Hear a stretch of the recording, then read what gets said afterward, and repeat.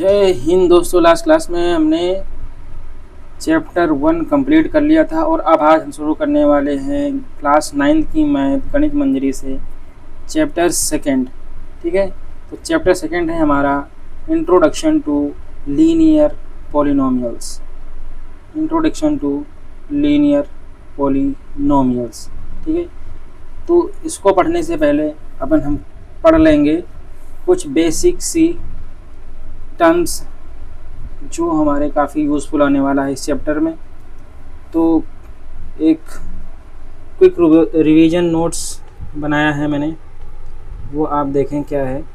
Algebraic expressions and polynomials. ठीक, algebraic expressions and polynomials. तो सबसे पहले इसके जो बेसिक सी चीज़ें हैं वो समझ लेते हैं। वेरिएबल्स, फर्स्ट टर्म जो हमारा है वो वेरिएबल। ठीक है, तो वेरिएबल क्या है? वेरिएबल का मीनिंग हुआ कि जो कुछ फिक्स नहीं है। वेरिएबल मीन्स जो कुछ फिक्स नहीं है। ठीक है, नॉट फिक्स्ड। नॉट फिक्स्ड यानी वेरी कर रहा है। ठीक है, वेरी कर रही है वैल्यू। वैल्यू क्या कर रही है? वेरी कर रही है। समझ में आया भाई बात? अगर आपको समझ में आई तो बताएं। वेरिएबल वो टर्म्स होते हैं, वेरिएबल वो टर्म्स होते हैं, ठीक है, ऐसे सिंबल होते हैं जो फिक्स नहीं होते हैं, यानी कि जिनकी वैल्यू फिक्स नहीं होती है, जिनकी वैल्यू फिक्स्ड नहीं होती है। Usually lower case letters like X Y Z. ठीक है, जनरली हम एक्स वाई जेड या फिर पी क्यू आर या फिर ए कॉमा बी कॉमा सी, इस तरीके से देखने को हमको मिलते हैं वेरिएबल्स। ठीक है, इनकी वैल्यू फिक्स नहीं होती है। ठीक है, they can take any real value, कोई भी रियल वैल्यू ले सकते हैं। वो अकॉर्डिंग टू डिपेंड करेगा कि इक्वेशन कैसी है या फिर पॉलिनोमियल कैसा है हमारा। ठीक है, अभी दूसरा टर्म हमारा मिलेगा हमको। ठीक है, क्या मिलेगा? कांस्टेंट। कांस्टेंट, ठीक है, तो कांस्टेंट वो चीज़ होती है, कांस्टेंट वो सिंबल होता है जिसकी वैल्यू क्या होती है? फिक्स्ड होती है। फिक्स्ड न्यूमेरिकल वैल्यू दिख रहा है? Fixed numerical value. Fixed numerical value क्या होती है? जो फिक्स्ड न्यूमेरिकल वैल्यू होती है, जैसे 1 2 3 -1 -2 -3। इसी तरीके से हमारा हो गया पाई हो गया। ठीक है, कोई भी वैल्यू जो फिक्स है, कोई भी वैल्यू क्या है? जो फिक्स है। कोई भी वैल्यू जो फिक्स है उसको बोलते हैं कांस्टेंट। ठीक है, कोई भी वैल्यू जो फिक्स है उसको बोलते हैं कांस्टेंट।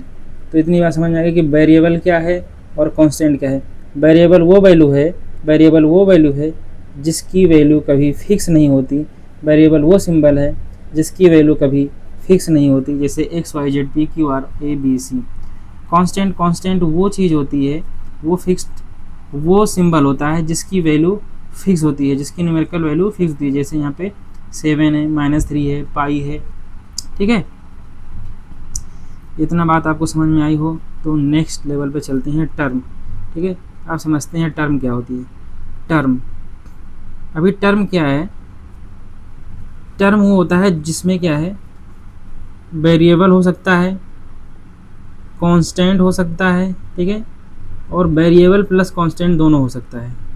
तो जब इनको एक साथ लिख दिया जाए, या तो अगर वेरिएबल सिंपली वेरिएबल हो, सिंपली कांस्टेंट हो, या वेरिएबल प्लस कांस्टेंट दोनों हो, ठीक है, तो इसको बोलते हैं टर्म। ठीक है, इसको बोलते हैं टर्म। ठीक है, देखिए कह रहे हैं a product of constants and variable. A product of constants and variables. A product of constants and variables. जैसे 4x² है। ठीक है, 4x² है, इसमें 4 क्या है? कांस्टेंट है, और x² क्या है? x² क्या है? वेरिएबल है। तो 4x² एक टर्म हो गया। इसी तरीके से देखो -5y -5y में -5 क्या है? कांस्टेंट है, और y क्या है? वेरिएबल है।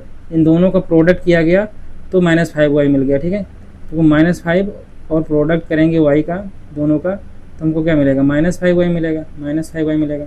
ठीक, तो इस तरीके से बोल रहे हैं कांस्टेंट एंड वेरिएबल्स। ठीक है, सिर्फ कांस्टेंट अगर लिखना है जैसे कि 6, ये भी एक टर्म होता है, ठीक है। सिर्फ कांस्टेंट लिख दिया, ये भी एक टर्म होता है। सिर्फ जो है अगर हम एक्स स्क्वायर ही लिख दें तो ये भी एक टर्म ही है, ठीक है, ये भी एक टर्म है, ठीक है। तो वेरिएबल अगर लिखा हो, कांस्टेंट लिखा हो, वेरिएबल और कांस्टेंट जो है इनका प्रोडक्ट हो, इन दोनों का, ठीक है, साथ में लिखे हो, इसका मीनिंग ये हुआ कि ये क्या है, टर्म है। बात समझ में आई, ये है टर्म। तो term is the product of constant and variables, ठीक है, दैट इज 4x², देखो -5y और 6 यहाँ पे गिवन है। और यहाँ पे मैं अगर एलाबोरेट कर दूँ तो यहाँ पे product of constant and variable given है, साथ में अगर ओनली कांस्टेंट है तब भी ये टर्म होगा, ओनली जो है वेरिएबल है तब भी ये क्या है, टर्म आएगा, ठीक है, टर्म बनेगा। अभी बोलेंगे कोफिशिएंट, ठीक है, अभी कोफिशिएंट के बारे में बात करेंगे। तो कोफिशिएंट क्या होती है, कोफिशिएंट होती है जी जो भी टर्म है उसमें अगर कोई वेरिएबल है तो वेरिएबल के साथ जो कुछ कांस्टेंट लगा होता है, ठीक है, न्यूमेरिकल वैल्यू जो लगा होता है उसको बोलते हैं कोफिशिएंट। जैसे क्या बोला है, the numerical factor placed before a variable in a term, ठीक है। जैसे कि एग्जांपल में ले लेता हूँ मैं, ठीक है, जैसे यहाँ दिया है एग्जांपल -7x², तो -7x² में जो वेरिएबल है वो x है और x के साथ जो कुछ लगा हुआ है उसके सामने, तो -7 लगा हुआ है ना, -7 लगा हुआ है, तो ये हो गया कोफिशिएंट, ये हो गया कोफिशिएंट। और कोफिशिएंट जनरली कांस्टेंट ही होता है, ठीक है, उसकी वैल्यू फिक्स्ड ही होती है, ठीक, न्यूमेरिकल फैक्टर होता है, ठीक। इसी तरीके से अगर हमें दे दिया जाए 10x², ठीक है, तो इसमें क्या है, 10 है क्या, कोफिशिएंट, 10 है क्या, कोफिशिएंट। इस तरीके दे दिया जाए 2/3y, ठीक है, तो इसमें क्या है, जो कोफिशिएंट है वो है 2/3, कोफिशिएंट है क्या, 2/3, ठीक है। इसी तरीके से हमें दे सकता है 8/9x³, इसमें जो वेरिएबल है वो x³ है और x³ का कोफिशिएंट हमें दिया गया है, x³ का कोफिशिएंट दिया गया है 8/3, ठीक, 8/9, सॉरी 8/9, ठीक है। इस तरीके से हमारा कोफिशिएंट हो गया। तो कोफिशिएंट इसी तरीके से एक एग्जांपल और मैं ले लेता हूँ, जैसे कि क्या है, गिवन है 11/, ठीक है, 10, और यहाँ पे दे दिया गया हमारे पास कि y की पावर 4, तो पूछ लिया गया कि y की पावर 4 का कोफिशिएंट क्या है, तो y की पावर की 4 का कोफिशिएंट हमारे पास हो जाएगा 11/10, ठीक, y की पावर 4 का कोफिशिएंट हो जाएगा 11/10, ठीक है। इतनी बात समझ में आई।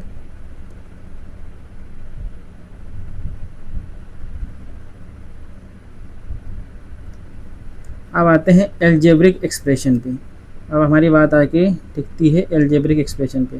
तो एल्जेब्रिक एक्सप्रेशन क्या है, तो एल्जेब्रिक एक्सप्रेशन वो होता है जिससे कि हमने टर्म पढ़ लिया था, ठीक, तो इन्हीं कई सारे टर्म को जो प्लस या माइनस, एडिशन या सब्सट्रैक्शन के साथ कनेक्ट कर दिया जाता है तो फिर वो एक एक्सप्रेशन बन जाता है। तो इस एक्सप्रेशन को एल्जेब्रिक एक्सप्रेशन क्यों बोलते हैं, क्योंकि इसमें एल्जेब्रिक जो है हमारे पास न्यूमेरिकल के साथ एल्जेब्रिक जो वेरिएबल्स होते हैं वो भी यहाँ पे हमको मिल जाते हैं, तो इसलिए एक एल्जेब्रिक एक्सप्रेशन हो जाता है। जैसे हमारे पास जहाँ पे टर्म है ले लेते हैं हम, जैसे यहाँ पे गिवन है 3x² है, -5x है, 2 है, ये टर्म है।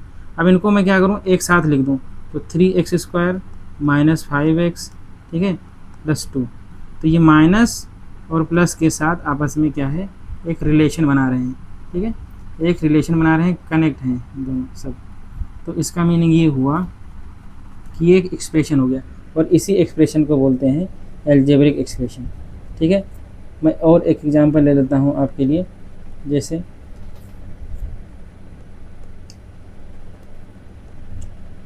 देखिए मैं ले लेता हूँ यहाँ पे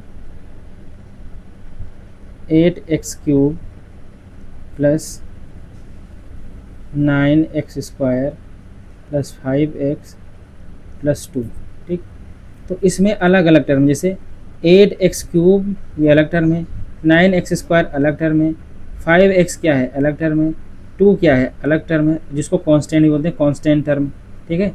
तो यहाँ पे जो है ये सारे टर्म क्या है, एडिशन से ऐड है, ठीक है, एडिशन से ऐड है, एडिशन से कनेक्टेड है, ठीक है। तो इसलिए क्या हो गया, ये एक एल्जेब्रिक एक्सप्रेशन हो गया। क्या हो गया, ये एक एल्जेब्रिक एक्सप्रेशन हो गया। इसी तरीके से जो है, मैं एक एग्जांपल अगर और ले लूँ आपके लिए, एक एग्जांपल और ले लेता हूँ। जैसे हमें टर्म गिवन है -5x3, ठीक है, 2x और दिया गया है -8, इस तरीके से टर्म दिया गया।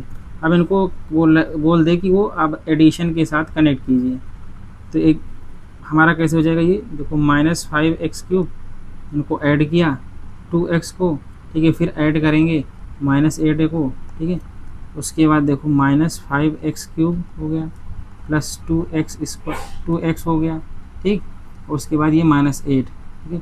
यहाँ पे x स्क्वायर का टर्म नहीं है क्योंकि उसका कोफिशिएंट 0 ले लेते हैं कि उसका कोफिशिएंट 0 होगा, इसका मतलब प्रोडक्ट किया तो टर्म बना, तो इसका मीनिंग वो 0 हो गया, तो उसको हम लिखा ही नहीं, ठीक।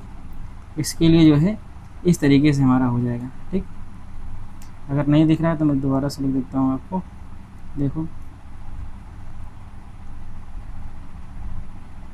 -5x3 प्लस 2x -8, ठीक, समझ में आई बात। तो एल्जेब्रिक एक्सप्रेशन आपको पता चल गया, ठीक। अब एल्जेब्रिक एक्सप्रेशन में x की पावर कुछ भी हो सकती है, ठीक। x की पावर जो है यहाँ पे 1/2 भी हो सकती है, x की पावर 3/2 भी हो सकती है, ठीक है, कुछ भी हो सकती है एल्जेब्रिक एक्सप्रेशन में। बट इसके आगे अभी देखो पॉलिनोमियल पढ़ते हैं, पॉलिनोमियल में क्या देखने को मिलता है, देखिए। तो कह रहे व्हाट इज़ अ पॉलिनोमियल, अभी व्हाट इज़ अ पॉलिनोमियल, अभी पॉलिनोमियल क्या है देखो।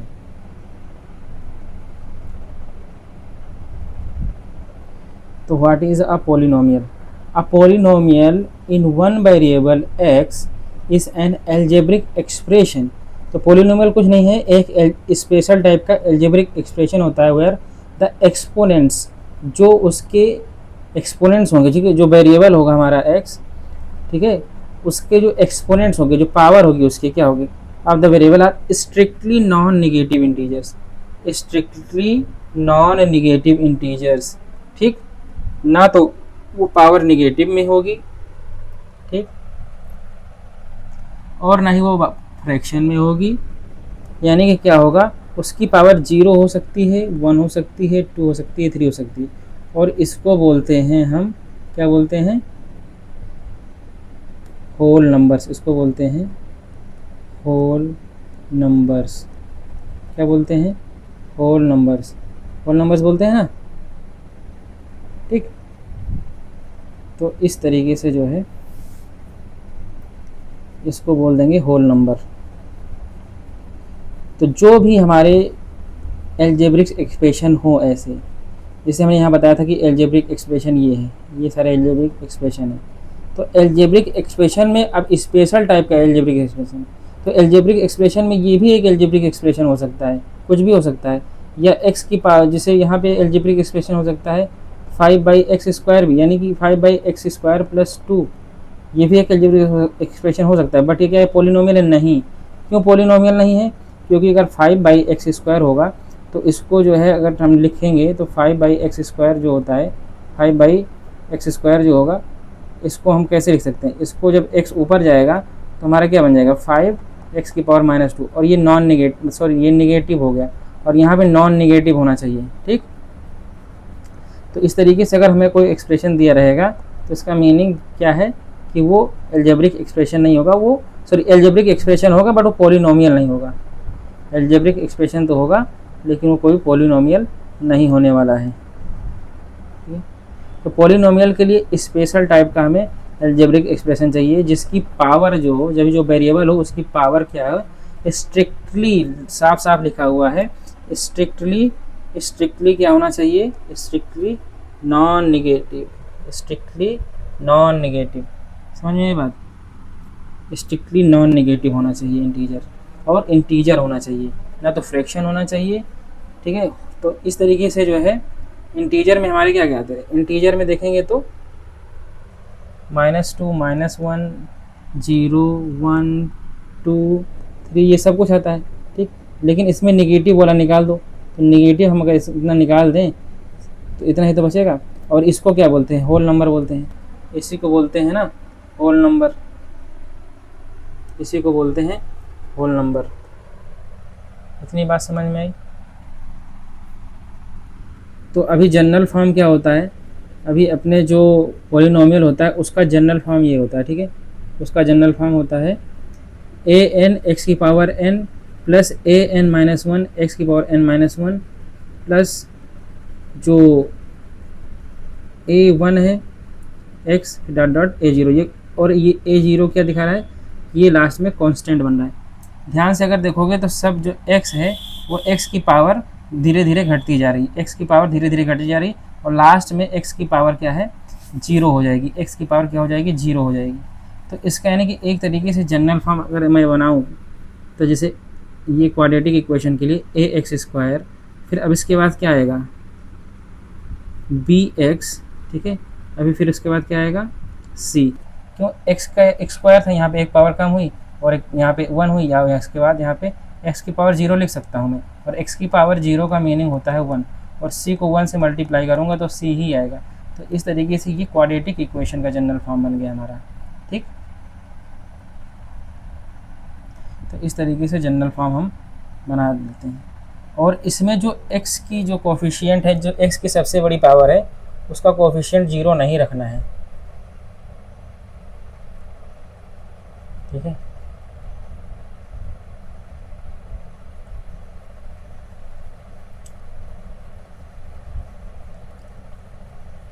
अलाउड एग्जाम्पल्स देखो एग्जाम्पल जैसा है हमारा पहला एग्जाम्पल, देखो ये गिवन है x³ - 4x + 7। यहाँ पे देखो x की जो पावर है, एक्सपोनेंट है, वो क्या है, नॉन नेगेटिव और इंटीजर है, ठीक। यहाँ पे 1 है, नॉन नेगेटिव इंटीजर है। अब देखो यहाँ पे क्या है, 1/2 x² + 3x। तो कोफिशिएंट तो कुछ भी हो सकता है, बट x की जो पावर है, x की पावर देखना है, x की पावर क्या है, नॉन नेगेटिव इंटीजर होना चाहिए, स्ट्रिक्टली नॉन नेगेटिव इंटीजर्स, ठीक है। होल नंबर्स होने चाहिए, होल नंबर्स होने चाहिए। समझ में आ गया। अभी अगर हमको हमारे साथ जो है एग्जामिनर खेलना चाहे तो क्या चीज़ है जैसे हमें ध्यान रखना चाहिए, जो कि पॉलिनोमियल नहीं बनाएगा। जैसे √x + 2, तो पावर इज फ्रैक्शन, जैसे रूट में x दे दिया गया, तो इसका मतलब ये होता है कि x का रूट निकालना है तो x की पावर 1/2 होता है, ठीक है। इस तरीके से अगर ऐसे दे दिया जाए x, तो इसका मीनिंग ये हुआ कि जो x की पावर है वो 3/2 है, ठीक है, ये 3/2 है। तो ये सारी चीज़ें क्या है, हमारी नहीं होंगी। और अगर 1/x मैंने भी बताया था, तो x जो भी नीचे है, तो ये जब ऊपर जाएगा तो इसकी पावर नेगेटिव में नहीं आ जाएगी, ठीक, ऐसे हो जाएगा। अगर 1/x की पावर 5 है तो ये जाके x की पावर जो है -5 बन जाएगा। हाँ, इस तरीके से अगर गिवन है कि 1/x की पावर -6 ऐसे दिया है, तो ये ऊपर जाके पॉजिटिव हो जाएगा, x की पावर 6 हो जाएगा। अब ये बन जाएगा, अभी इस तरीके से अगर गिवन हो तो बन जाएगा, यहाँ पे खेल नहीं सकता, ठीक। ये याद रखेंगे कि पावर क्या है, फ्रैक्शन में नहीं हो, पावर क्या है, नेगेटिव में नहीं हो, ठीक है। अब देखते हैं कि पॉलिनोमियल्स के टाइप कैसे कितने टाइप होते हैं। Based on number of terms, कितने नंबर जो है टर्म्स कितने होंगे उसके ऊपर डिपेंड करता है कि जो है उसको किस तरीके से हम बोलेंगे। जैसे मोनोमियल हो गया, मोनोमियल का मतलब होता है जिसमें एक ही टर्म हो, ठीक है। मोनोमियल का मतलब हो गया जिसमें exactly one non zero term, ठीक, one non zero term. Non zero का मतलब क्या हुआ कि कोफिशिएंट जीरो ना हो भाई, ठीक है। तो ये जो 5x है, देखो 5x ये भी एक ही टर्म है। -12 देखो तो ये भी एक ही टर्म है। 3x² देखो तो ये भी एक टर्म है, ठीक है। तो 5x ये है मोनोमियल हो गया, -12 भी एक मोनोमियल ही है, 3x² ये भी एक मोनोमियल ही है। बाइनोमियल में देखेंगे तो बाइनोमियल में देखेंगे हम अगर, तो बाइनोमियल में एग्जैक्टली 2 टर्म्स होंगे, एग्जैक्टली 2 टर्म्स। तो बाई का मतलब 2 ही होता है, ठीक, ट्राई का मतलब 3 होता है, तो 2 टर्म्स होंगे। टू टर्म्स देखो, इसे एग्जाम्पल्स में देखो अगर, तो यहाँ पे 2x+3 दिया है, y⁵ दिया है, ठीक। तो ऐसे पोलिनोमियल जिनमें एग्जैक्टली टू टर्म्स हो।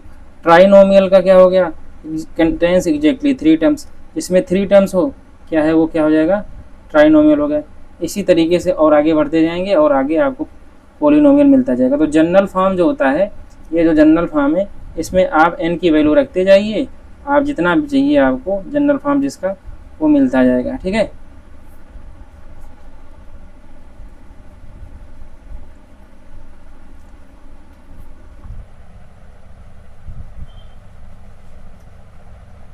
ठीक है, अब आगे हम देखते हैं डिग्री ऑफ पोलिनोमियल क्या होता है।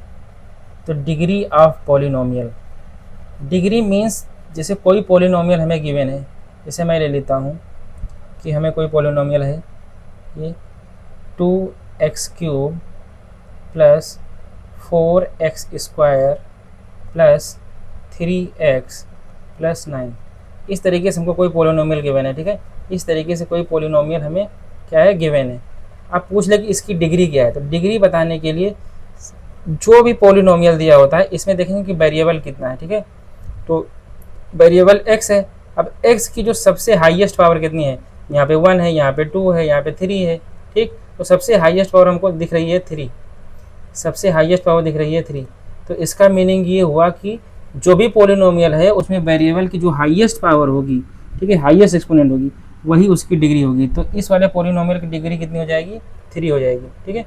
तो जो डिग्री हो जाएगी वो हो जाएगी 3। बात समझ में आई। Highest exponent, the degree is the highest power exponent, power बोलो चाहे एक्सपोनेंट बोलो, of the variable in the polynomial. Polynomial में जो भी वेरिएबल आपको मिलेगा उसकी सबसे हाईएस्ट पावर ही उसकी डिग्री हो गई।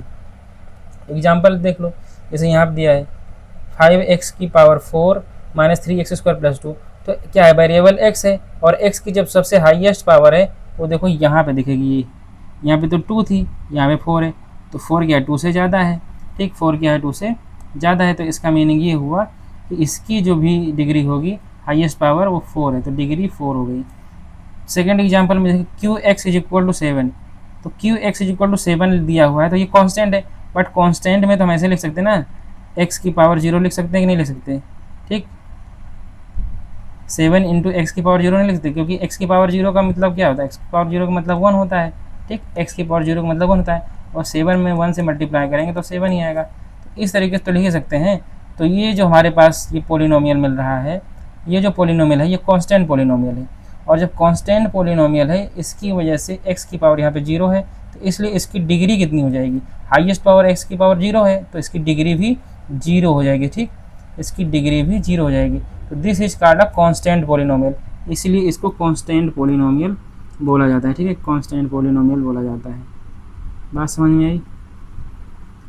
The degree of a zero polynomial is not defined, और कोई अगर जीरो पोलिनोमियल है, जैसे जीरो पोलिनोमियल कैसे बोलोगे आप, अभी बताते हैं जीरो पोलिनोमियल क्या होता है।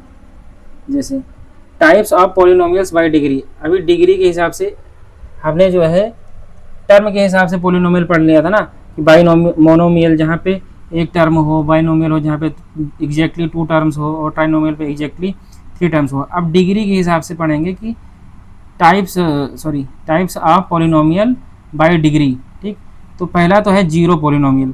जीरो पोलिनोमियल क्या होता है, इसकी डिग्री डिफाइंड नहीं होती, क्यों, क्योंकि जो है p ऑफ x जैसे हमें पोलिनोमियल दिया है x के टर्म में, ठीक है, ये 0 है, तो ये 0 जब लिखा है तो उसका मतलब 0 जो हमारे पास रहा होगा ये, ठीक है। तो जीरो पोलिनोमियल हो गया। अभी जीरो पोलिनोमियल का जनरल फॉर्म ये आपको पहले से गिवन ही है, यही है, ठीक। अब इसकी डिग्री आप कैसे लिख पाएंगे, ठीक है, अगर मैं इसको x की पावर 0 से मान लो मल्टीप्लाई भी कर दूं, ठीक है, तो इसका मीनिंग ये है कि 0 को 1 से मल्टीप्लाई कर दूं तब भी क्या है, 0 ही आएगा, ठीक है। बट क्या ये कि कांस्टेंट में भी तो आ जाएगा, कांस्टेंट वाले में भी देखो तो इसकी पावर डिग्री करेंगे तो इसकी पावर क्या है, इसकी डिग्री है 0 आ रही है, इसकी डिग्री 0 आ रही है, ठीक। अगर 0 में भी सेम आएगा तो कांस्टेंट और 0 में डिफरेंस क्या रहेगा, कांस्टेंट जो पोलिनोमियल है, ठीक है, और इसमें जीरो पोलिनोमियल, इसमें डिफरेंस क्या रहेगा। तो इसका मतलब ये है कि जीरो वाला जो पोलिनोमियल होता है वो डिफाइंड नहीं है, ठीक है, जीरो वाला जो पोलिनोमियल है उसकी डिग्री डिफाइंड नहीं है। जीरो वाले पॉलिनोमियल की डिग्री डिफाइंड नहीं मिलेगी आपको। बात समझ में आई? It contains only the number zero, it has no variable and no positive exponents, कोई पॉजिटिव एक्सपोनेंट्स भी नहीं है इसके पास, तो ये डिफाइंड नहीं है। ये स्पेशल कैसे याद रखेंगे आप लोग। अब कांस्टेंट पॉलिनोमियल हमने पहले भी बता दिया था कि उसकी डिग्री जीरो होती है। जनरल फॉर्म का होता है P x is equal to c, p x is equal to c. C क्या है? कांस्टेंट है। कांस्टेंट में कुछ भी हो सकता है, -7 हो सकता है, -8 हो सकता है, 9 हो सकता है, 10 हो सकता है, ठीक। तो बट इसके साथ में एक्स की पावर 0 से मल्टीप्लाई कर सकते हैं ना, इसके साथ में एक्स की पावर से 0 से मल्टीप्लाई कर सकते हैं। और एक्स की पावर 0 देखेंगे तो वेरिएबल की हाईएस्ट पावर हो जाएगी हमारे पास 0, तो इसलिए इसकी डिग्री हो जाएगी 0। तो सी तो 0 नहीं हो सकता, बस सी 0 हो गया तो फिर तो 0 पॉलिनोमियल हो जाएगा ना। अगर सी 0 हो गया तो फिर वो 0 पॉलिनोमियल हो गया। तो अगर कांस्टेंट बनाना है तो सी 0 नहीं होना चाहिए। स्टैंडर्ड एग्जांपल हो गया जैसे 7 कैन बी रिटन एज 7, -15, ये 2/3, ये सब कुछ क्या है? कांस्टेंट पॉलिनोमियल है। थर्ड आता है लीनियर पॉलिनोमियल। यहाँ से अपनी कहानी शुरू होती है लीनियर पॉलिनोमियल की, ठीक है। अब लीनियर पॉलिनोमियल की डिग्री 1 होती है। कैसे होती है कि ए एक्स प्लस बी इसका जनरल फॉर्म होता है, ठीक है। ए और बी कांस्टेंट है, एक्स वेरिएबल है। ए की यहाँ पे मैं लिख सकता हूँ मान लो 2x, बी की यहाँ पे मैंने लिख दिया 3, तो 2x + 3। देखो इसमें x वेरिएबल है और इसकी जो हाईएस्ट पावर है देखो 1 है, तो इसकी हाईएस्ट पावर 1 होने की वजह से क्या हो गया? इसकी डिग्री हो जाएगी 1, ठीक है, इसकी डिग्री हो जाएगी 1। तो वही चीज़ तो लिखा है, देखो वही तो लिखा है P x is equal to A X plus B, जहाँ पे क्या है? ए 0 नहीं होना चाहिए। अगर ए 0 हो गया, अगर ए 0 हो जाएगा तो देखो ए अगर 0 हो जाएगा ए एक्स में, तो ए 0 और एक्स मल्टीप्लाई करेंगे तो 0 हो जाएगा, फिर तो बी ही बचेगा, और बी ही बचेगा तो मतलब ये तो कांस्टेंट पॉलिनोमियल हो जाएगा, ठीक। तो ये लीनियर पॉलिनोमियल नहीं होगा, ठीक। देखो अब इसके एग्जांपल देख लो, 3x - 5, 3x - 5 में वेरिएबल एक्स है, इसकी पावर मैक्सिमम 1 है, ठीक। तो इसका मीनिंग हुआ कि इसकी डिग्री 1 है। √2 + y, √2y + 7, देखो अभी कहेंगे कि इसमें √2 गिवन है तो कैसे सर, इसका तो नहीं होगा ना। बट देखो √2 जो है ये क्या है? कोफिशिएंट है, y की पावर नहीं है, तो y की पावर यहाँ पे 1 है और वेरिएबल y है यहाँ पे, ठीक। तो इसलिए इसकी डिग्री 1 हो जाती है, ठीक। बात समझ में आई? इस तरीके से देखो -t है, -t है, इसका कोफिशिएंट -1 है, इसका कोफिशिएंट -1 है और t की पावर 1 है, तो इसकी डिग्री हाईएस्ट जो वेरिएबल t है उसकी हाईएस्ट डिग्री 1 है। तो इसका मतलब ये हुआ कि जो हमारा लीनियर पॉलिनोमियल है उसकी डिग्री 1 होगी, ठीक है। आ जाओ अभी हम देखेंगे क्वाड्रेटिक पॉलिनोमियल। क्वाड्रेटिक पॉलिनोमियल की जो है डिग्री 2 होती है, ठीक। क्वाड्रेटिक पॉलिनोमियल की डिग्री 2 होती है, लेकिन वो कैसे होती है ये हम बताएंगे आपको। देखिए क्वाड्रेटिक का जो इक्वेशन होती है उसका जनरल फॉर्म होता है ax² bx + c, यानी हाईएस्ट पावर क्या होगी इसकी 2, जहाँ पे a क्या है? 0 नहीं होगा। a 0 हो जाएगा तो फिर x² ही 0 हो जाएगा, फिर तो लीनियर बन जाएगा, ये क्वाड्रेटिक रह ही नहीं जाएगा, ठीक है। तो फिर क्वाड्रेटिक पॉलिनोमियल रह ही नहीं जाएगा। तो इसका एक एग्जांपल ले लेता हूँ, जैसे 4x² 5x + 6, ठीक। ये एक हमारे एग्जाम्पल जनरल एग्जाम्पल मिल गया, ठीक है। अब इसमें देखो x की सबसे जो वेरिएबल क्या है? x है, पहले तो वेरिएबल x है, और x की जो सबसे हाईएस्ट पावर है वो 2 है, ठीक। इसलिए इसकी डिग्री हो गई 2, और हाईएस्ट जो पावर होती है वही डिग्री होती है, ठीक है। स्टैंडर्ड एग्जांपल में देख लो 2x² + 5x - 3, ठीक। 2x² + 5x - 3। आप बताओ कि इसकी डिग्री क्या होगी? तो 2 ही तो होगी। हाईएस्ट x जो है, ये x वेरिएबल की हाईएस्ट पावर 2 है। देखो y² - 9, y² - 9 में आप देखेंगे तो missing the middle y term where b = 0, ठीक है। अभी उसका क्या है? जैसे कि y² - 9 दिया है, तो इसमें एक टर्म जो y है वो नहीं है। होना कैसे चाहिए था? इसका जो जनरल फॉर्म होता है ax² + bx + c होता है, यानी कि अगर यहाँ पे y लिखते हैं तो y² + by + c, यानी कि y वाला टर्म तो नहीं दिख रहा है यहाँ पे। जब y वाला टर्म नहीं दिख रहा है तो मतलब कुछ ऐसे रहा होगा, ये दिखाता हूँ मैं। जैसे y² - 9 गिवन है, तो y वाला टर्म नहीं है, तो y वाला जो टर्म है वहाँ पे कोफिशिएंट उसका 0 हो, तो कुछ भी हो सकता है ना। y² - 0 × y - 9। अब 0 - y यहाँ पे आ गया, तो इसका जो कोफिशिएंट 0 हो गया, तो 0 - y तो 0 ही हो जाएगा। तो इसके जहाँ पे चाहे 0 लिखो चाहे ना लिखो, तो इसलिए वाई स्क्वायर माइनस 9 लिख दिया गया। ठीक, तो इस तरीके से ये यहाँ पे छुप गया है, वो उसको सॉल्व कर दिया गया है।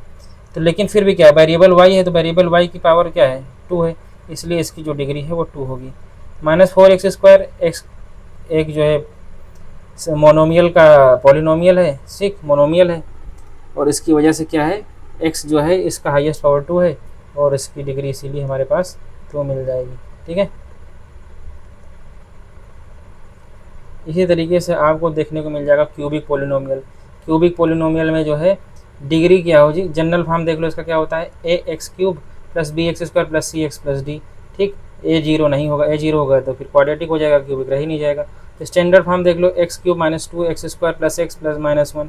तो x वेरिएबल है और हाईएस्ट पावर यहाँ पे इसकी है 3, तो इसकी डिग्री हो जाएगी 3। ठीक है, यहाँ पे देखो x² वाला टर्म और कांस्टेंट दोनों 0 हैं, तो इसकी x जो स्क्वायर का कोफिशिएंट है वो 0 है और कांस्टेंट 0 है, इसकी वजह से जो हमारा 4x³ माफ कीजिए 4x³ + 7x मिल रहा है। 4x³ + 7 में देखें तो x की जो सबसे हाईएस्ट डिग्री है वो 3 है, इसलिए इसकी डिग्री 3 हो जाएगी। यहाँ पे -y³ है वेरिएबल, बाकी के सारे टर्म क्या हैं 0 हो जाएंगे, तो इसकी वजह से क्या है यहाँ पे y की जो हमारे पास डिग्री हो गई 3, एक डिग्री 3 हो जाएगी, डिग्री कभी निगेटिव नहीं आएगी।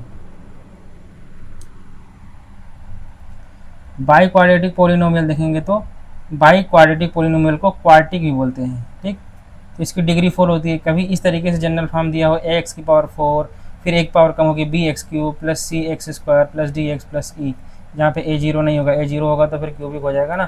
तो स्टैंडर्ड एग्जांपल देख लो, यहाँ पे z की पावर 4 ये इस तरीके से दिया है, तो जो z वेरिएबल है उसकी मैक्सिमम पावर 4 है तो इसकी डिग्री 4 हो गई।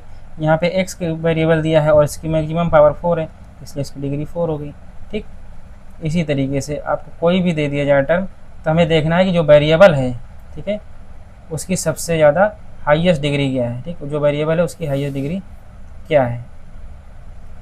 और हाँ, कभी जब भी इक्वेशन इस तरीके से गिवन है तो सबसे पहले उसको सिंप्लीफाई करना है, क्योंकि सिंप्लीफाई करने के बाद ही जो है हमको उसके मिलेगा। जैसे यहाँ पर दे दिया जाए x - 1 ऐसे दे दिया जाए और x + 1 ऐसे दे दिया जाए, तो सबसे पहले इसको मल्टीप्लाई करेंगे। a - b और a + b का फॉर्मूला होता है ना a² - b², तो उसी हिसाब से इसको कर देंगे x² - 1² और ये हो जाएगा x² - 1, तब यहाँ पे जाके इसकी डिग्री 2 हो जाएगी ना। तो सिंप्लीफाई करने के बाद इस तरीके से तो बता ही नहीं पाएंगे ना, x की डिग्री 1 दिख रही है इस तरीके से, बट सिंप्लीफाई करने के बाद ही उसकी डिग्री बता पाएंगे। इतनी बात समझ में आई? चलिए और देख लेते हैं quick check for CBSE exams. So हमारा आ गया कि be finding the degree always look at the highest power of the variable after simplifying. ये बोल रहे हैं ना कि जब भी सिंप्लीफाई करो उसके बाद ही जो है आपको मिलेगा। एक एग्जांपल भी गिवन है कि px जो हमारे पास पॉलिनोमियल है वो x² x - 3 है। ठीक, यहाँ पे जनरली बच्चे क्या करेंगे कि x² दिख रहा है, अभी x² दिख रहा है तो इसको बोल देंगे कि डिग्री 2 होगी, लेकिन इसको सॉल्व करो, देखो x² - x - 3 ऐसे है, जब इसको मल्टीप्लाई करेंगे तो x² × x हो जाएगा, माइनस में x² × 3 हो जाएगा, और इसको जब करेंगे तो ये x³ हो जाएगा और माइनस में ये 3x² हो जाएगा। अब देखो यहाँ पे x की वैल्यू जो पावर है सबसे ज़्यादा वो 3 की है ना, तो इसलिए इसकी पावर हो जाएगी, जो डिग्री हो जाएगी इसकी 3 हो जाएगी। ठीक, पावर 3 है तो डिग्री भी 3 है। ठीक, तो इसलिए क्या है क्यूबिक पॉलिनोमियल है। तो कुछ चीज़ें हो गई जैसे कि identify polynomials, keep an eye out for variables hidden under square root signs. जैसे कि रूट x है तो इसकी पावर 1 x की पावर 1/2 हो जाएगी ना भाई। ठीक, जैसे कि x की पावर 1/2 हो जाएगी ऐसे ये, और x जैसे 1/x² है तो इसकी x - 2 हो जाएगी। तो ये तो नॉन निगेटिव हो गया ना, सॉरी निगेटिव हो गया ना, नॉन निगेटिव होना चाहिए था ना बट निगेटिव हो गया। और यहाँ पे क्या है फ्रैक्शन में हो गया, फ्रैक्शन में हो गया, तब भी ये क्या है जो नॉन निगेटिव हमारा इंटीजर था वो तो नहीं रहा ना, होल नंबर तो नहीं रहा, तो इसका मतलब ये पॉलिनोमियल नहीं रहेगा। CBSE ऐसे ट्रैप में आपको फंसा सकती है। कोफिशिएंट ऑफ x, अभी कोफिशिएंट ऑफ x निकालना है तो कोई बोलेगा कि x³ का कोफिशिएंट बताओ, x की पावर 4 का कोफिशिएंट बताओ, तो उस तरीके से आप उसकी देख लेना, उसके साथ में जो लगा हुआ है बस। If a term is missing it's coefficient is 0। तो कह रहे हैं कोई टर्म मिसिंग है, जैसे एक्स क्यूब माइनस 5 है। अब इसमें पूछ लिया आपको कि एक्स का जो है कोफिशिएंट बताओ, तो एक्स तो है ही नहीं है, तो कैसे करेंगे? तो क्योंकि एक्स का कोफिशिएंट का है 0 रहा होगा ना, तभी तो वो पूरा जहाँ से ख़त्म हो गया 0 होके, तो इसका मतलब उसका क्या होता है, कोफिशिएंट 0 रहा होगा। यहाँ ये पे पूछ ले कि एक्स स्क्वायर का टर्म बताओ, तो एक्स स्क्वायर का कोफिशिएंट बताओ, सॉरी, तो एक्स स्क्वायर अभी यहाँ पे 0 नहीं है, मिसिंग है, तो इसका मतलब एक्स स्क्वायर का कोफिशिएंट 0 रहा होगा, तभी तो यहाँ पे मिसिंग है ये। तो ये हो गया कि जो भी मिसिंग रहेगा उसका कोफिशिएंट 0 रहेगा। जैसे एक्स क्यूब माइनस 5 है, तो पूछ ले कि कोफिशिएंट क्या है एक्स स्क्वायर का, तो 0 ही होगा। ठीक, आई होप आप लोगों को समझ में आ रहा होगा। कमेंट बॉक्स में बता सकते हैं कैसा लग रहा है लेक्चर। ठीक, तो की रूल्स फॉर अन यूनिवेरिएंट पॉलिनोमियल्स। ठीक है, तो की रूल्स फॉर यूनिवेरिएंट जो है हमारे पास पॉलिनोमियल है। ठीक, यूनिवेरिएंट का मतलब होता है कि वेरिएबल सिर्फ एक ही हो। जैसे अगर x में है तो पूरी जो पॉलिनोमियल है वो x के ही फॉर्म में हो वेरिएबल में, अगर y में है तो फिर वो y में ही हो, अगर z के फॉर्म में है तो z के फॉर्म में। जैसे ax² प्लस bx+c है, तो इसमें x के टर्म में ही है, तो ये यूनिवेरिएंट हुआ, x ही वेरिएबल है, वन ही वेरिएबल है इसमें। अगर ay² प्लस by+c हो, ये भी यूनिवेरिएंट है क्योंकि इसमें सिर्फ y ही है, az² प्लस bz+c। ठीक, इस तरीके से अगर हमें तो यहाँ पे z के टर्म में दिया गया, तो मतलब एक ही वेरिएबल होना चाहिए। ठीक है, एक ही वेरिएबल होना चाहिए, तो वो हो जाएगा यूनिवेरिएंट, वन वेरिएबल ओनली। ठीक, वो किसी में भी हो सकता है, x में हो, y में हो, z में हो, a में, b में, c में, ठीक है, p q r किसी में हो।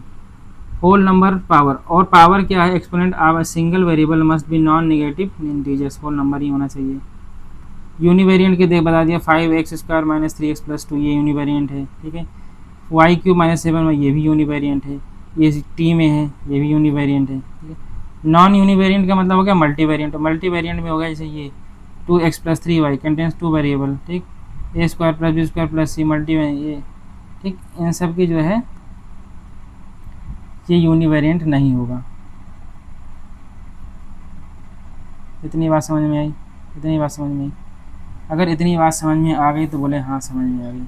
ठीक, अब चलते हैं हम एक्सरसाइज 2.1। तो गणित मंजरी से हमने जो कॉन्सेप्ट की क्लास है वो कर ली है, अभी हम करेंगे एक्सरसाइज 2.1। तो जो कुछ बताया है उसी की उस पर ये सारा क्वेश्चन है। देखो कह रहा है find the degrees of the following polynomials, find the degrees of the polynomial. जो भी पॉलिनोमियल हमें गिवन है इसकी डिग्री बतानी है, तो आप बताइए, देखिए आप बताइए डिग्री क्या है। अब जो फर्स्ट क्वेश्चन हमारा है 2x² माइनस 5x प्लस 3। अब इसमें देखें तो ये इसमें वेरिएबल क्या है, तो वेरिएबल क्या है इसमें बताओ, इसमें वेरिएबल है क्या x, वेरिएबल x है कि नहीं है। और इसकी जो सबसे हाईएस्ट पावर है, देखो यहाँ पे तो कोई है नहीं, 0 है, यहाँ पे क्या है, यहाँ पे 1 है, यहाँ पे 2 है, तो 2 क्या है, 1 से ग्रेटर है, यानी सबसे हाईएस्ट पावर जो है, ठीक है, 2 है। तो 2 की सबसे ज़्यादा हाईएस्ट पावर होने की वजह से जो डिग्री होगी वही हो जाएगी ना हाईएस्ट एक्सपोनेंट ऑफ वेरिएबल तो यहाँ पे हो जाएगा, पहले केस में, पहले क्वेश्चन में देखेंगे तो यहाँ पे हो जाएगा 2 ना, तो डिग्री हो जाएगी 2 इसकी। अब यहाँ पे देखो ये यहाँ पे इसकी जो है हाईएस्ट पावर कितनी है, 3 है, तो इसकी वजह से इसकी डिग्री कितनी हो जाएगी, इसकी डिग्री हो जाएगी 3। ठीक, यहाँ पे देखो -9 है। अब -9 में ठीक है कांस्टेंट है, तो कांस्टेंट में मैंने बताया है कि इसको x की पावर 0 के फॉर्म में ऐसे लिख सकते हैं। ठीक, यानी कि जो यहाँ पे हाईएस्ट वेरिएबल की जो हाईएस्ट डिग्री है वो है 0 है, तो इसकी डिग्री हो गई 0, इसकी डिग्री हो गई 0। इतनी बात समझ में आई? अब देखो ये वाला क्वेश्चन 4z माइनस 3, तो 4z माइनस 3 है हमारे पास। ठीक है, तो 4z माइनस 3 में अब देखो कि ये जो z है, ठीक है, जो वेरिएबल है z, इसकी पावर देखनी है, तो ये कांस्टेंट है यहाँ पे, तो z अगर रहा होगा तो इसकी पावर 0 रहेगी, तो यहाँ पे 1 है। इसका मीनिंग ये हुआ कि ये लीनियर पॉलिनोमियल है। ठीक है, लीनियर पॉलिनोमियल है, और जब ये लीनियर पॉलिनोमियल होता है तो उसकी डिग्री कितनी होती है, 1 होती है। और वैसे भी देखो तो सबसे हाईएस्ट पावर कितनी है, 1, तो इसलिए इसकी डिग्री 1 हो गई। अब अगर इसमें देखें तो देखो अगर मैं इसकी नेमिंग भी बता दूँ आपको, तो देखो इसकी सबसे हाईएस्ट पावर 2 है, तो इसका मतलब ये हो गया, ये कौन सी पावर हो जाएगी, कौन सी हो जाएगी हमारे पास, ये हो जाएगी हमारे पास क्वाड्रेटिक, ठीक है, क्वाड्रेटिक पॉलिनोमियल। ठीक, ये देखो तो क्यूबिक आ जाएगा ना, सॉरी क्यूबिक कहाँ है अपना, ये देखो क्यूबिक पॉलिनोमियल, तो ये हमारा हो जाएगा क्यूबिक पॉलिनोमियल, ये हो जाएगा अपना क्यूबिक पॉलिनोमियल। ठीक, टर्म के हिसाब से देखो तो इसमें 3 टर्म है इसलिए ये ट्राइनोमियल हो जाएगा। इसमें देखो ट्राइनोमियल 3 टर्म है, इसमें भी 3 टर्म है इसलिए ट्राइनोमियल। अब ये देखो ये मोनोमियल हो जाएगा, एक ही टर्म है बट कांस्टेंट है, तो इसको बोल देंगे कांस्टेंट, सिर्फ कांस्टेंट ही है तो कांस्टेंट पॉलिनोमियल। ठीक, अब ये देखो ये लीनियर हो जाएगा, क्यों, क्योंकि इसकी डिग्री 1 ही है और इसका जो जनरल फॉर्म होता है ax प्लस बी उसी के तरीके से है, तो जो कि a की जगह पे 4 है और b की जगह पे क्या है, a की जगह पे 4 है, b की जगह पे -3 है, ठीक है, और x की जगह पे z है, तो ax प्लस बी हो गया, इसलिए इसको बोल देते हैं लीनियर पॉलिनोमियल। पूछा नहीं रहा है लेकिन मैंने आपको बता दिया। देखिए अब कह रहे हैं right polynomials of degree 1, 2 and 3, तो 3 पॉलिनोमियल हमको बताने हैं, डिग्री 1, 2, 3 कुछ भी हो सकता है, ठीक है, सबके आंसर वेरी करेंगे, इसमें सबके आंसर क्या करेंगे, वेरी करेंगे। तो 1 डिग्री का बताना है तो लीनियर पॉलिनोमियल होगा, ठीक है, linear polynomial has degree as 1, degree as 1, तो इसमें लीनियर पॉलिनोमियल का जो जनरल फॉर्म होता है ax प्लस बी, इसमें a की वैल्यू कुछ भी रख दो, a की वैल्यू मैं 2 रख देता हूँ, x की वैल्यू तो x रहने तो वेरिएबल ही है, b की वैल्यू मैं -3 लिख देता हूँ, तो ये देखो 2x - 3 इसकी जो डिग्री है 1 है। ठीक, पहला इक्वेशन हो गया हमारे पास। दूसरा देखो इसमें क्वाड्रेटिक इक्वेशन है, तो यहाँ पे क्वाड्रेटिक जो हमारे पास होगा, क्वाड्रेटिक इक्वेशन जो भी होगा उसका जो पॉलिनोमियल होगा, ठीक है, हैज़ डिग्री एज 2, तो देखो इसका जनरल फॉर्म क्या होता है, ax square plus b x plus सी।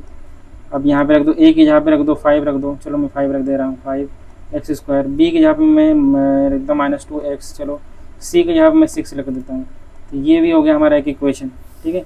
और थर्ड होता है 3 के लिए, तो क्यूबिक आएगा ना, 3 डिग्री होनी चाहिए तो क्यूबिक आएगा, तो क्यूबिक ऐसे लिख देना, cubic polynomial has degree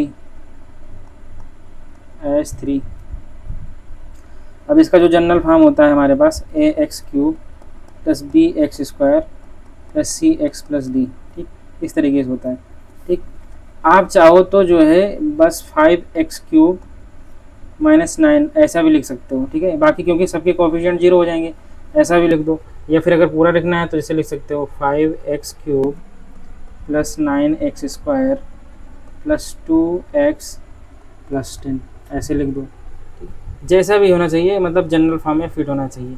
cubic equation है, ये तीनों इक्वेशन बना दी, डिग्री 3 की, इसकी 3 डिग्री है, ठीक है, इसकी डिग्री 3 हो जाएगी, इसकी 2 हो जाएगी और इसकी 1 हो जाएगी, तो इक्वेशन हमें सेकंड भी हमारा कंप्लीट हो गया। इक्वेशन थर्ड कह रहा है what are the coefficient of x² and x³। अब x² और x³ का कोफिशिएंट बताना है, कोफिशिएंट मैंने कोफिशिएंट के लिए बताया था ना कि जो भी पूछे जिसका कोफिशिएंट, तो उसके साथ जो कांस्टेंट जो कुछ भी कांस्टेंट नंबर हो, ठीक है, चाहे प्लस हो चाहे माइनस के साथ लगा हो, वही उसका कोफिशिएंट हो जाएगा, इसी उसका क्या हो जाएगा, कोफिशिएंट हो जाएगा विद साइन, ठीक है। तो देखो हमें क्या एक्सप्रेशन गिवन है, एक्सप्रेशन हमें गिवन है x⁴ - 3x³ plus 6x² - 2x plus 7। अब इसमें बताना है x का कोफिशिएंट, तो x² का कोफिशिएंट, तो x² का जो कोफिशिएंट होगा, ठीक है, जो कोफिशिएंट है हमारे पास वो कितना हो जाएगा, क्योंकि ये हमें गिवन है कैसे, देखो x² में 6x² है, 6x² और ये देखो यहाँ पे 6 क्या है, कांस्टेंट है, तो इसका कोफिशिएंट हो जाएगा 6। इतनी बात समझ में आई, इसका कोफिशिएंट हो जाएगा 6। अभी एक्स क्यूब का बताना है कि एक्स क्यूब का कोफिशिएंट क्या होगा। तो एक्स क्यूब का कोफिशिएंट देखो, एक्स क्यूब वाला टर्म कहाँ पे है, ये है, ठीक, ये वाला टर्म है एक्स क्यूब का, तो -3 एक्स क्यूब है, ठीक है। और ये किससे, इसका साइन क्या है, 3 है, तो ये -3 जो है साथ में जो माइनस है वो भी आ जाएगा, तो यानी इसका जो हमारे पास कोफिशिएंट आ जाएगा वो आ जाएगा -3, ठीक है। इसका जो कोफिशिएंट आ जाएगा -3। तो हमारे पास मिल गए कि एक्स स्क्वायर का कोफिशिएंट हमारे पास आ जाएगा, ठीक है। ऐसे लिख देना आप, ठीक है, ऐसे लिख देना गिवन जब सॉल्व करने का जो तरीका होता है ऐसे लिख देना कि गिवन पॉलिनोमियल क्या है, x की power 4 -3x cube plus 6x square -2x plus 7, ठीक है, ऐसे लिखा जाता है। तो यहाँ पर लिख देना यहाँ पर लिख देना, अरे यार, कोएफिशिएंट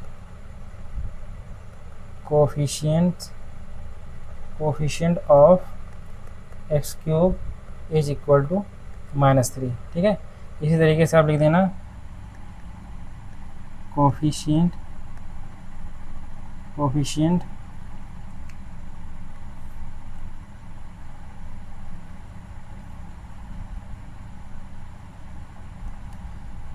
ऑफ एक्स स्क्वायर, तो ये हो जाएगा 6, ठीक। इस तरीके से हमारा हो जाएगा आंसर, ऐसे लिखा जाएगा। वो तो मैं समझाने के लिए आप लोगों को बता रहा था, ठीक है। अब नेक्स्ट क्वेश्चन देखते हैं, what is the coefficient of Z in the polynomial. अब ये लोग जो है देखो आसानी है, अब जेड का कोफिशिएंट बताना है, ठीक है। तो गिवन पॉलिनोमियल देखो, given polynomial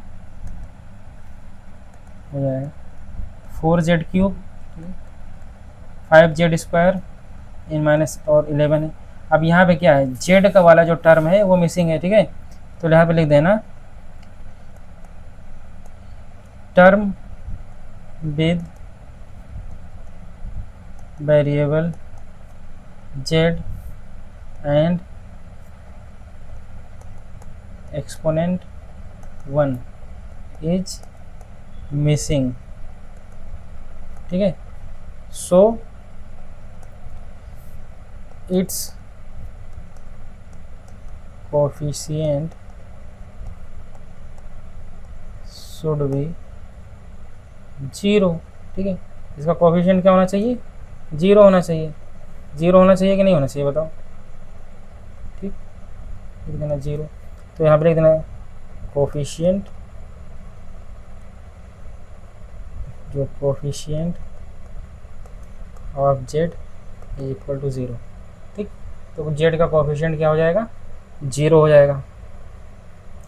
what is the constant term of the polynomial 9x cube plus 5x square minus 8x minus 10। तो यहाँ पे देखो जो गिवन पॉलिनोमियल है, आपको गिवन पॉलिनोमियल, आप लोग स्पेलिंग देख लीजिएगा, पॉलिनोमियल क्या हो जाएगा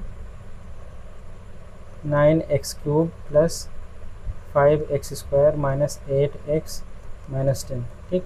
ये हमारे पास गिवन पॉलिनोमियल है। आप बताना है कि कांस्टेंट टर्म क्या है। तो जिसके पास वेरिएबल नहीं है वो कांस्टेंट है, इसके पास भी वेरिएबल है, इसके पास भी वेरिएबल है, इसके पास वेरिएबल, यहाँ पे नहीं है।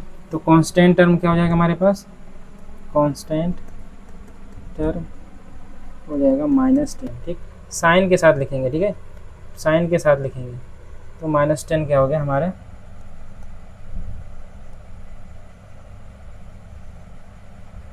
कांस्टेंट टर्म हो जाएगा हमारा -10, ठीक है। तो इस तरीके से हमारी एक्सरसाइज 2.1 कंप्लीट हो जाती है, किसकी, इंट्रोडक्शन टू लीनियर पॉलिनोमियल्स। तो इंट्रोडक्शन टू लीनियर पॉलिनोमियल का हमारे पास एक्सरसाइज 2.1 हमने कंप्लीट कर दी है। नेक्स्ट क्लास में कॉन्सेप्ट भी समझा दिया है और एक्सरसाइज भी करवा दी है। नेक्स्ट क्लास में हम एक्सरसाइज 2.2 करने वाले हैं। ठीक है, थैंक यू गाइस।